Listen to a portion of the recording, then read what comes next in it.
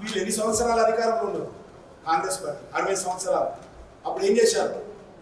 అప్పుడు ఎందుకు చేయలేదని అడుగుతా ఉన్నారు. ఈరోజు నరేంద్ర మోడీ గారు డిమాండ్ చేస్తున్నారు కదా, ఒక బీసీ ప్రధానమంత్రి ఉన్నప్పుడు డిమాండ్ చేస్తున్నారు. ఈరోజు ఎందుకు చేయలేదు? నెంబర్ 1. నెంబర్ 2, ఈరోజు ప్రతిపక్షాలు కాదు, బీసీ సంఘాలు ఈరోజు డిఫర్ అయింది. కాబట్టి బీసీ సంఘాలు చేస్తున్నటువంటి డిమాండ్ను మేము మద్దతు ఇస్తున్నాం.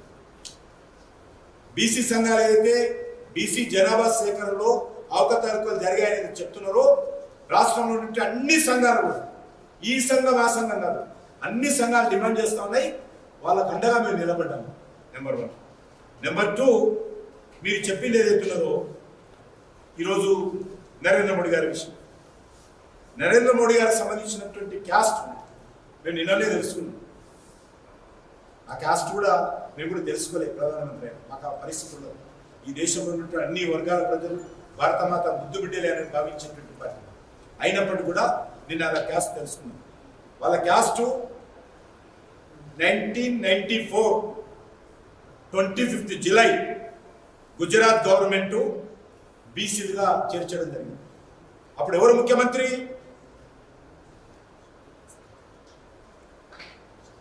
షబీల్ దాస్ మెహతా కాంగ్రెస్ పార్టీ ముఖ్యమంత్రి ఉన్నప్పుడు ఆ యొక్క క్యాస్ట్ నరేంద్ర మోడీ గారి క్యాస్ట్ను బీసీలో చేర్చారు. అప్పుడు ఆయన రాజకీయాల్లో లేడు, అధికారంలో లేడు. ముఖ్యమంత్రి అంటాడు, ఇలా ముఖ్యమంత్రి అయినాకనో ప్రధానమంత్రి అయినాకనో ఇర్రెస్పాన్సిబుల్గా బాధ్యతారహితంగా దుందుడుకు విధానంతో ముఖ్యమంత్రి నిన్న మాట్లాడుతున్నాడు. ఒక ముఖ్యమంత్రి స్థాయిలో మాట్లాడాల్సినటువంటి భాష కాదు, అర్థం వాస్తవాలు తెలుసుకోకుండా మాట్లాడు. మీ కాంగ్రెస్ పార్టీ ముఖ్యమంత్రి ఉన్నప్పుడే నరేంద్ర మోడీ గారికి సంబంధించినటువంటి ఏదైతే సామాజిక వర్గం ఉందో ఆ సామాజిక వర్గాన్ని బీసీలో చేర్చారు. ఒక్క గుజరాత్లో చేర్చలే, దేశవ్యాప్తంగా ఉన్నటువంటి వాళ్ళందరూ కూడా కేంద్ర ప్రభుత్వం తర్వాత చేర్చింది కాంగ్రెస్ పార్టీ ప్రభుత్వం. నేను ఒకటే అడుగుతా ఉన్నాను, మన రాష్ట్రంలో కూడా బీసీలు అందరూ కూడా ఎప్పుడు గుర్తింపు వచ్చింది? ఎప్పుడు వచ్చింది? మన రేవంత్ రెడ్డికి అవగాహన ఉందా? గౌడ్స్ క్యాస్ట్ కావచ్చు, మున్నూరు కాపు కావచ్చు, ఇవన్నీ కూడా 1970 తర్వాతనే కదా. వీళ్ళందరూ కూడా కన్వర్టెడ్ బీసీ అంటాడా? వీళ్ళందరూ కూడా బీసీలు కాదంటాడా రేవంత్ రెడ్డి? ఇంత ఇర్రెస్పాన్సిబుల్గా మాట్లాడతాడా? ఏదైతే అనంతరామన్ కమిషన్ 1970లో వచ్చింది రిపోర్ట్, అంతకుముందు చాలా కులాలు బీసీలో లేవు.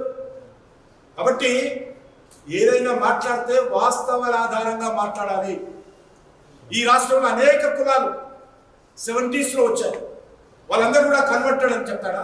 వాళ్ళందరూ కూడా అవమానం చేస్తాడు ఇదే విధంగా రేవంత్ రెడ్డి. అందుకే ఈ రాష్ట్రంలో 93 క్యాస్టులు 1970లో బీసీలో ఉన్నాయి. ఈరోజు అవి 112 కులాలు. ఇవన్నీ కూడా దశల వారీగా వచ్చాయి. దేశమంతా ఇదే పరిస్థితి. ఎన్డీఏ ప్రభుత్వం వచ్చేంత వరకు కూడా మండల్ కమిషన్ నివేదిక అమలు చేయలేదు. సోనియా గాంధీ తొక్కిపెట్టింది, కాంగ్రెస్ పార్టీ తొక్కిపెట్టింది మండల్ కమిషన్. బీజేపీ ప్రభుత్వం వచ్చిన తర్వాతనే మండల్ కమిషన్ ఇంప్లిమెంట్ చేసింది. కాబట్టి వీళ్ళు మాకు చెప్పాల్సిన అవసరం లేదు. బీసీ కమిషన్ రాజ్యాంగబద్ధమైన హోదా ఇవ్వలే, నరేంద్ర మోడీ గారు వచ్చినాక ఇచ్చింది. డాక్టర్ బాబాసాహెబ్ అంబేద్కర్ చిత్రపటం పార్లమెంటులో పెట్టేలా అందరిని పెట్టుకున్నారు. మా ప్రభుత్వం వచ్చినాక చిత్రపటం పెట్టారు. అందరికీ బతుకున్నప్పుడే భారతరత్న అవార్డు ఇచ్చుకున్నారు కాంగ్రెస్ పార్టీ. ఇందిరాగాంధీ నుంచి జవహర్లాల్ నెహ్రూ నుంచి అందరికీ. కానీ డాక్టర్ బాబాసాహెబ్ అంబేద్కర్కు భారతరత్న ఇచ్చిన ఘనత భారతీయ జనతా పార్టీ ప్రభుత్వానికి.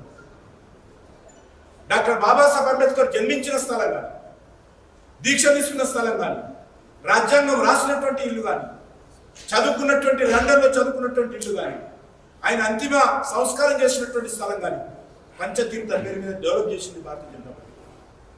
డాక్టర్ బాబాసాహెబ్ అంబేద్కర్ బతుకున్నన్ని రోజులు అనేక రకాలుగా వేధింపులు చేసి, అవమానం చేసి, 2 సార్లు ఎలక్షన్లో పోటీ చేస్తే కాంగ్రెస్ పార్టీ పోటీ అభ్యర్థులను పెట్టి ఆ రోజు ప్రధానమంత్రి నెహ్రూ గారు స్వయంగా డాక్టర్ బాబాసాహెబ్ అంబేద్కర్ వ్యతిరేకంగా ఆయన కాన్స్టిట్యూన్సీకి వెళ్ళి ప్రచారం చేసి అంబేద్కర్ని ఓడించాలని చెప్పి ప్రచారం చేసి కక్ష కట్టి ఓడించినటువంటి పార్టీ కాంగ్రెస్ పార్టీ. వీళ్ళు సామాజిక న్యాయం గురించి మాకు నిధులు చెప్పాల్సిన అవసరం లేదు. నేను అడుగుతాను, ఈ రాష్ట్రంలో కాంగ్రెస్ పార్టీ అధికారంలో అనేక సంవత్సరాలుగా ఉంది, ఉమ్మడి ఆంధ్రప్రదేశ్లో గారి ఏ రోజైనా ఒక్క బీసీ ముఖ్యమంత్రిని చేసి మేము ప్రకటించాం. గత ఎన్నికల్లో బీసీ ముఖ్యమంత్రి చేస్తాం ప్రకటించాం. ఒక్క రోజైనా ఇల్లు బీసీ ముఖ్యమంత్రిని చేశారా? ఆ రోజు అది తిరుగులేదు. మొత్తం కాంగ్రెస్ పార్టీ ఉండేది యునానిమస్. వీళ్ళు నీతులు మాకు చెప్తున్నారు బీసీల గురించి.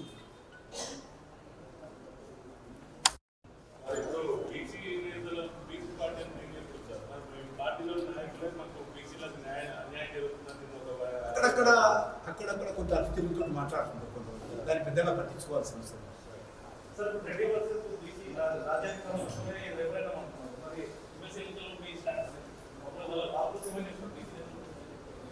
ఎవరన్నా రెఫరెండం తల్లేదే అది ఎవరు అనొచ్చు. ఆ ఎజెండా నా దగ్గర పెట్టు, వాళ్ళ ఎజెండా వాళ్ళకు.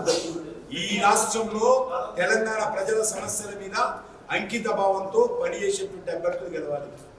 తెలంగాణ సమస్యల మీద తెలంగాణ రాష్ట్ర ఏర్పాటులో చిత్తశుద్ధితో పనిచేశాం.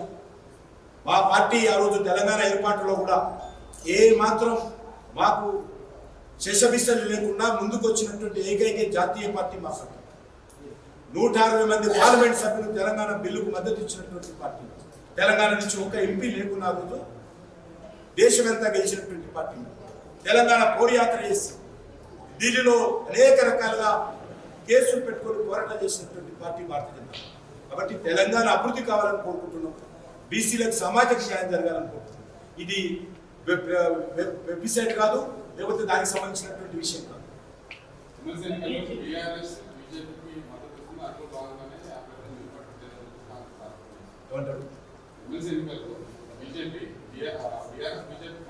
వాళ్ళు ఎందుకు పోటీ అనేది అడుగుతా ఉన్నాను. కాంగ్రెస్ పార్టీ ఎందుకు పోటీ అనేది నల్గొండ చెప్పండి లోకానికి, వాళ్ళ మొఖాలు. వాళ్ళ తర్వాత టీఆర్ఎస్ గురించి మాట్లాడుతున్నారు. టీఆర్ఎస్ తోటి గతంలో కలిసింది మీరు. టీఆర్ఎస్ పార్టీ నాయకుడే మీ పార్టీ నాయకుడు. కాంగ్రెస్ పార్టీ నుంచి పోయి ఆయన కేసీఆర్ గతంలో కాంగ్రెస్ పార్టీ నాయకుడు. మేము ఎవరు కూడా కాంగ్రెస్లో లేము. టీఆర్ఎస్ పెట్టిన తర్వాత రాజశేఖర గారు ఉన్నప్పుడు కాంగ్రెస్తో పొత్తు పెట్టుకుని కేంద్రంలో మంత్రిగా ఎలగబెట్టింది కేసీఆర్. ఈ రాష్ట్రంలో హరీష్ రావు మంత్రిగా ఎలగబెట్టాడు కాంగ్రెస్ పార్టీ ప్రభుత్వంలో. స్పీకర్ ఎలక్షన్స్లో లేకపోతే రాష్ట్రపతి ఎలక్షన్స్లో మొన్న రాష్ట్రపతి ఎలక్షన్ జరిగితే ఒక ట్రైబల్ ఆడబిడ్డను మేము పోటీ పెడితే వ్యతిరేకంగా కాంగ్రెస్ పార్టీ అభ్యర్థికి ప్రచారం చేసింది టీఆర్ఎస్ పార్టీ. మొన్న కేటీఆర్ ఇన్స్టిట్యూట్ ఇచ్చాడు. ఢిల్లీ ఎలక్షన్స్ తర్వాత రాహుల్ గాంధీ తప్పుడు పనిచేస్తూ ఉన్నాడు. ఈ దేశంలో ఉన్నటువంటి కేసీఆర్, అరవింద్ కేజ్రీవాల్ కలుపుకోవాలా, అలా కలుపుకోవడం కాబట్టి బీజేపీ గెలుస్తుందని చెప్పి కేటీఆర్ స్టేట్మెంట్ ఇచ్చారు. కాబట్టి ఎవరు అన్యాయం చేశారు, ఎవరు ఏ రకంగా కుమ్ముకాయారు, వాళ్ళు పోటీ చేయకుండా ఇంకోలేని అనేటువంటి అధికారం కాంగ్రెస్. మేము ఎవరిని అడగాలి, మేము ఏ పార్టీని అడగడం లేదు. మేము ఉద్యోగస్తులను అడుగుతాము, ఉపాధ్యాయులను అడుగుతున్నాము, పట్టభద్రులను అడుగుతున్నాం, మిమ్మల్ని కూడా అడుగుతున్నాం. మీరందరూ కూడా ఆశీర్వదించండి. బీజేపీ పార్టీ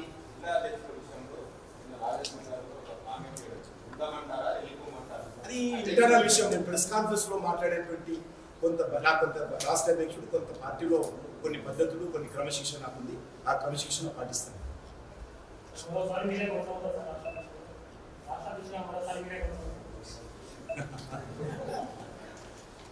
నేను ఆ పార్టీ హాలిడే ఫ్రెండ్స్ చెప్తాను. ధన్యవాదాలు.